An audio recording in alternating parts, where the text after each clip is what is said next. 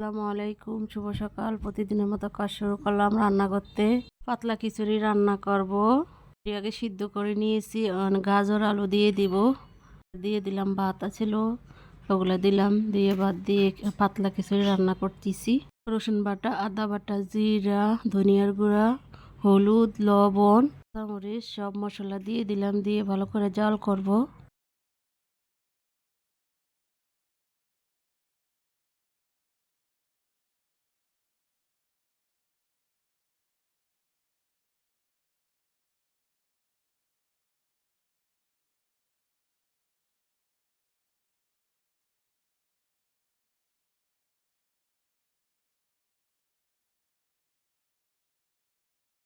Tomato দিয়ে দিছি, এবার ভালো করে নেড়ে দিব।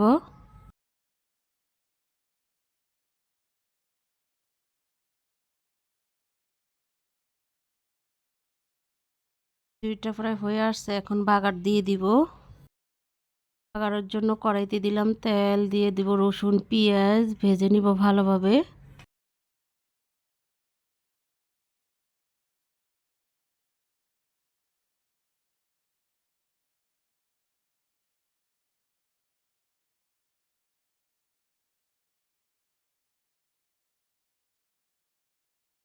রসুন পেঁয়াজটা ভাজা হয়ে গেছে, এখন বাগার দিয়ে দিব।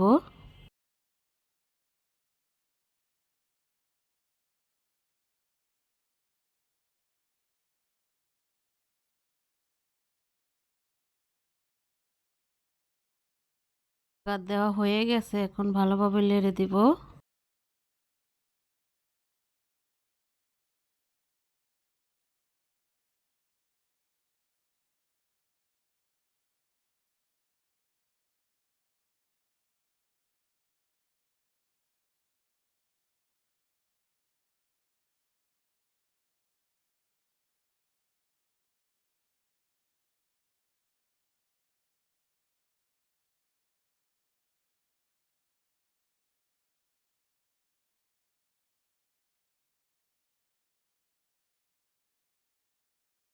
খিচুড়িটা হয়ে গেছে, এখন তুলে নিলাম।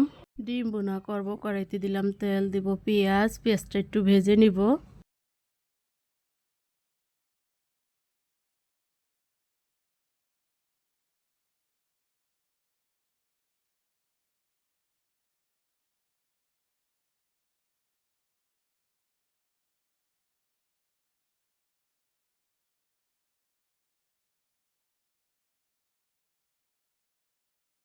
পেঁয়াজটা ভাজা হয়ে গেছে, এখন রসুন বাটা দিলাম, আদা বাটা, জিরা বাটা, লবণ, হলুদের গুঁড়া, মরিচের গুঁড়া দিয়ে একটু পানি দিয়ে মশলাটা কষিয়ে নিব।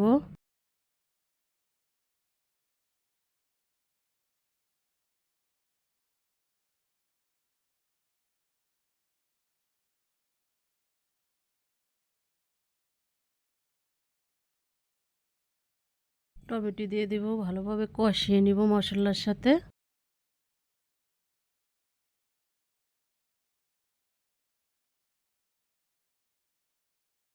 মশলাটা কষানো হয়ে গেছে, এখন পানি দিয়ে দিব।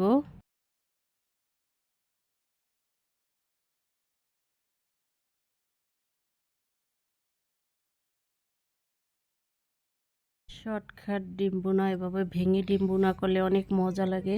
পানিটা বলক আসছে, এখন ডিমটা ভেঙে দিয়ে দিব।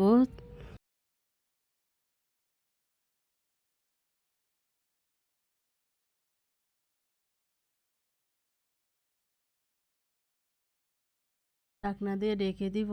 ঢাকনা উল্টে কিছুক্ষণ পরে একটু নেড়ে দিব।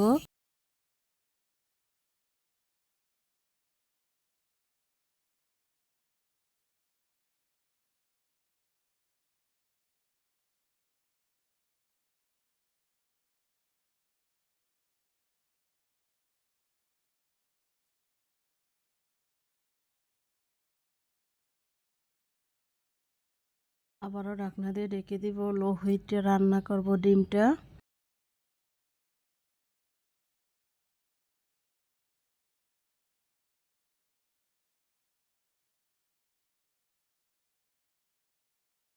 কালকার নাস্তা রেডি হয়ে গেছে।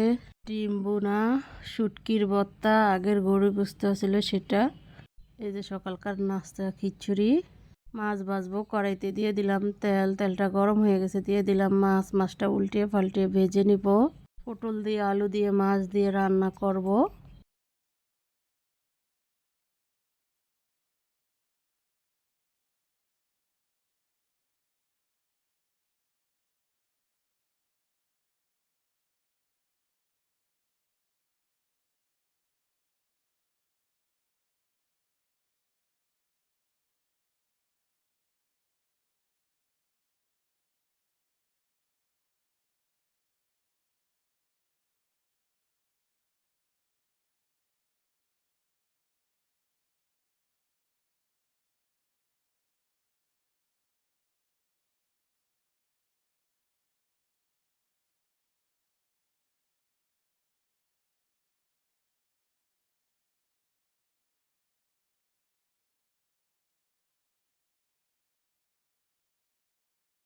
মাছটা ভাজা হয়ে গেছে, এখন তুলে নিলাম। তরকারিটা রান্না করার জন্য কড়াইতে দিলাম তেল, দিয়ে দিব পেঁয়াজ, পেঁয়াজটা একটু ভেজে নিব।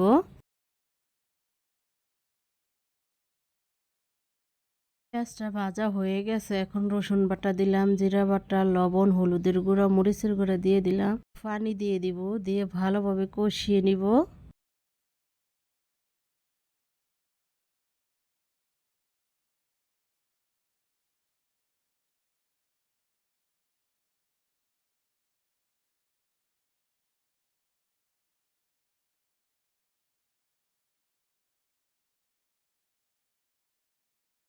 মশলাটা কষানো হয়ে গেছে, এখন দিয়ে দিব পটল আলু, মশলার সাথে ভালোভাবে কষিয়ে নিব।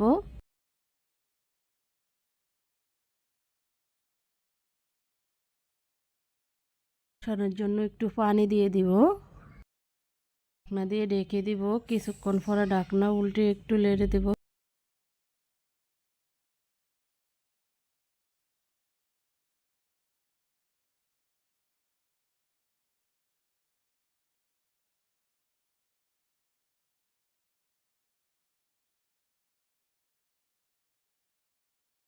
তরকারিটা কষানো হয়ে গেছে, এখন মাছ দিয়ে দিব, মাছ দিয়ে ভালোভাবে কষিয়ে নিব।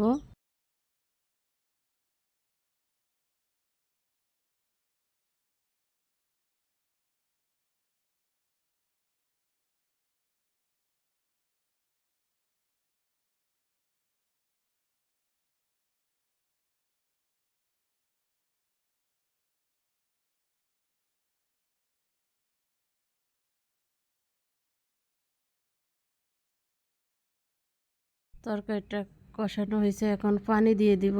প্রচুর পরিমাণ বৃষ্টি, এত বৃষ্টি হচ্ছে।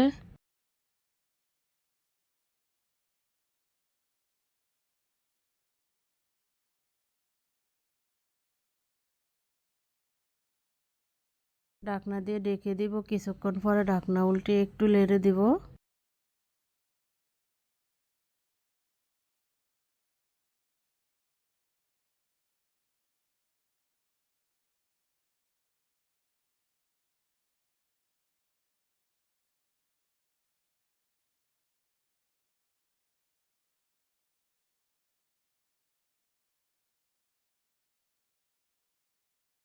এটা পরে হয়ে আসছে, এখন নামিয়ে নিব, কিন্তু কাঁচামরিচ দিতে মনে ছিল না। করলা ভাজি করব, কড়াইতে দিয়ে দিলাম তেল, তেলটা গরম হয়ে গেছে, দিয়ে দিলাম পেঁয়াজ, পেঁয়াজটা একটু ভেজে নিব।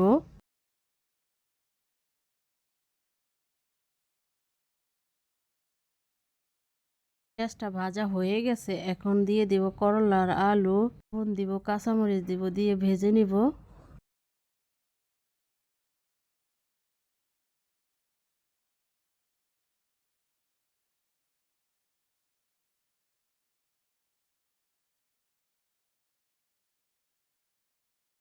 করলা ভাজিটা আমার সাদা খেতে ভালো লাগে, হলুদ দিলে আমার কাছে ভালো লাগে না।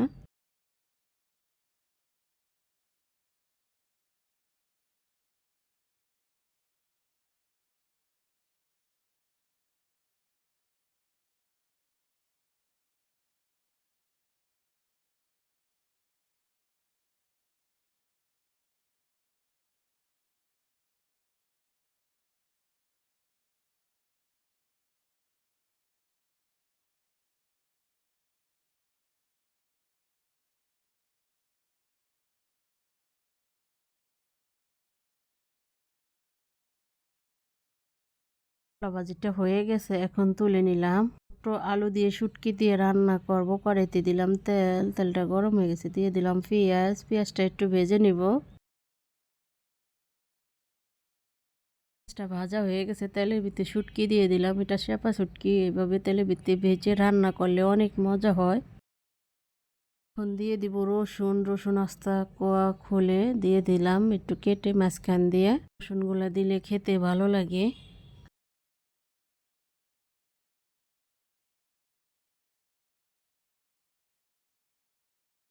দিয়ে দিব হলুদ, মরিচ এর গুঁড়া। বেশি করে জাল জাল করে রান্না করলে এই শুটকির তরকারিটা কিন্তু অনেক মজা হয়, আপনারা একবার ট্রাই করে দেখবেন।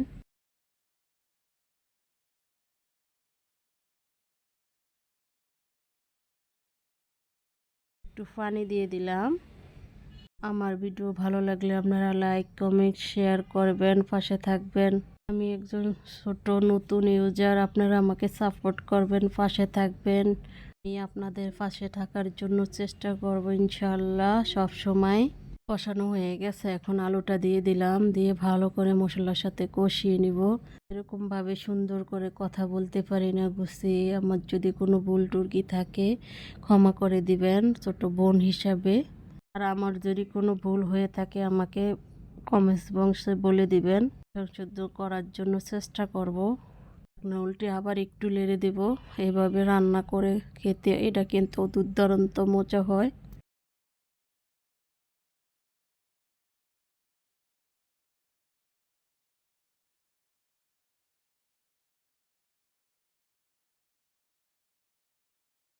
হয়ে গেছে, এখন পানি দিয়ে দিলাম। অল্প করে পানি দিতে হবে, বেশি করে পানি দিলে তরকারিটা খেতে কিন্তু মজা হয় না।